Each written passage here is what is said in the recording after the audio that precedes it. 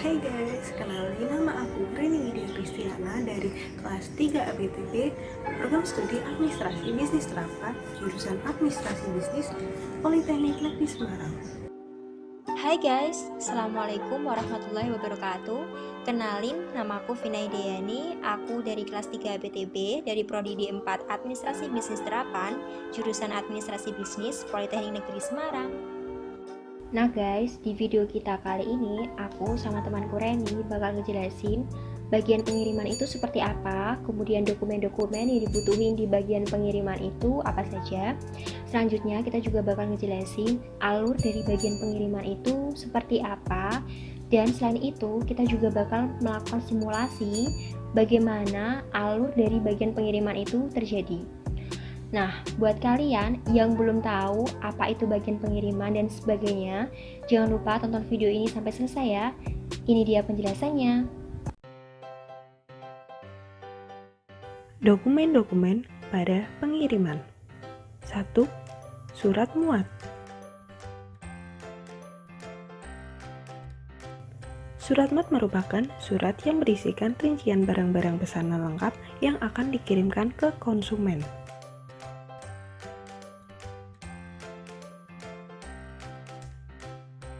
Surat muat merupakan surat yang berasal dari bagian gudang, selanjutnya diserahkan ke bagian penjualan, khususnya subdivisi pengiriman.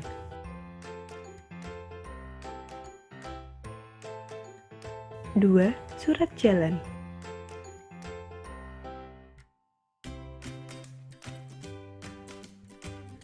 Surat jalan merupakan dokumen wajib yang harus disertakan ketika melakukan pengiriman barang.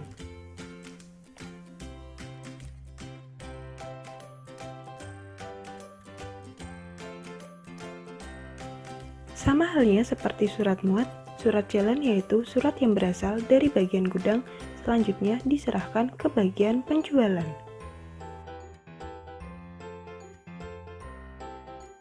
Tiga, surat bukti penerimaan. Surat bukti penerimaan merupakan surat tanda terima yang menyatakan bahwa konsumen telah menerima barang yang telah ditandatangani rangkap. 4. Laporan penjualan.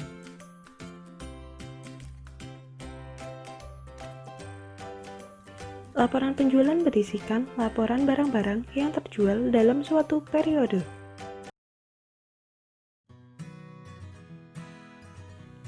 Dokumen yang pertama adalah surat muat. Seperti biasa, seperti surat lainnya, ada kop surat yang terdiri dari logo perusahaan, nama perusahaan, alamat perusahaan, serta telepon dan email perusahaan. Lalu selanjutnya ada nama surat, yaitu surat muat dengan keterangan tidak dapat diperdagangkan, ada nomor surat, alamat tujuan pengiriman, tanggal surat,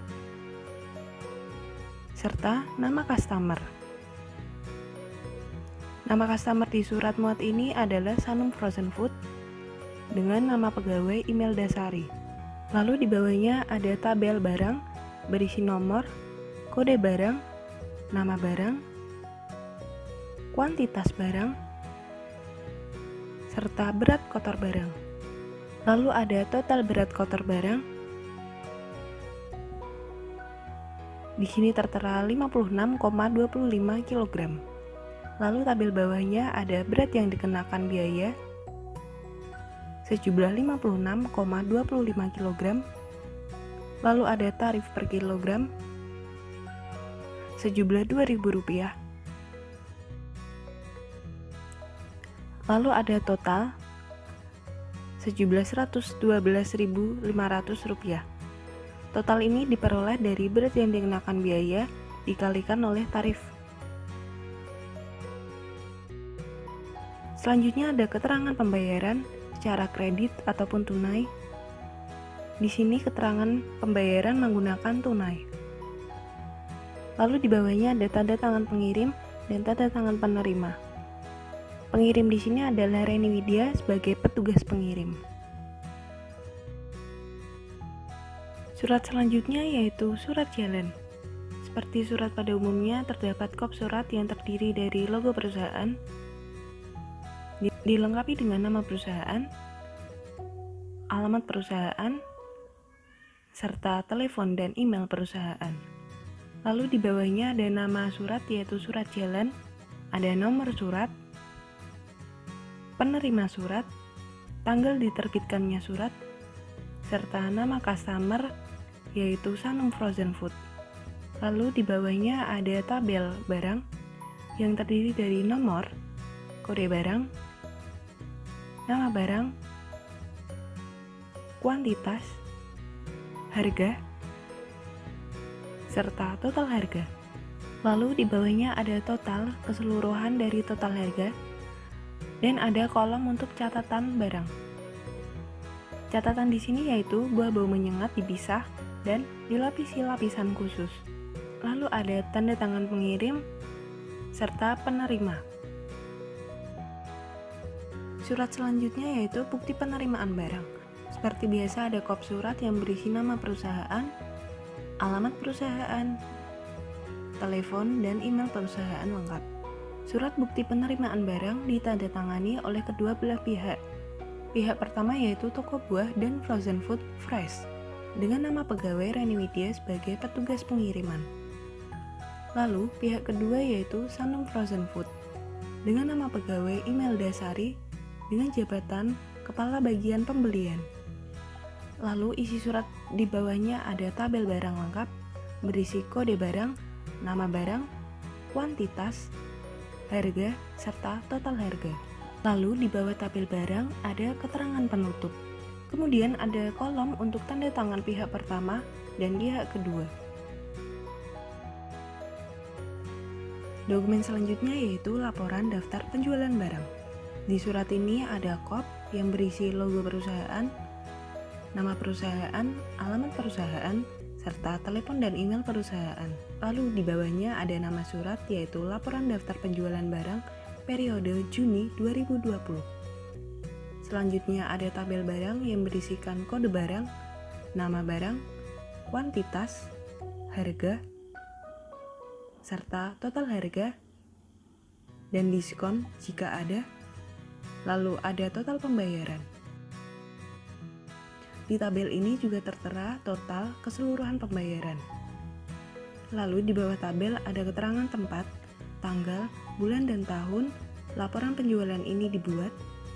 Lalu ada kolom untuk tanda tangan kepala bagian penjualan.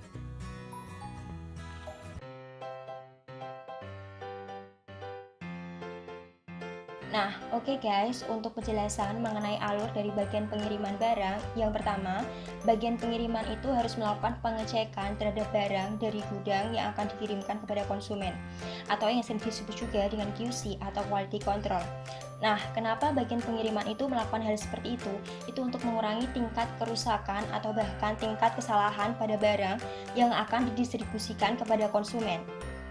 Kemudian yang kedua yaitu bagian pengiriman menerima surat jalan dan surat muat dari bagian gudang untuk didistribusikan juga kepada konsumen.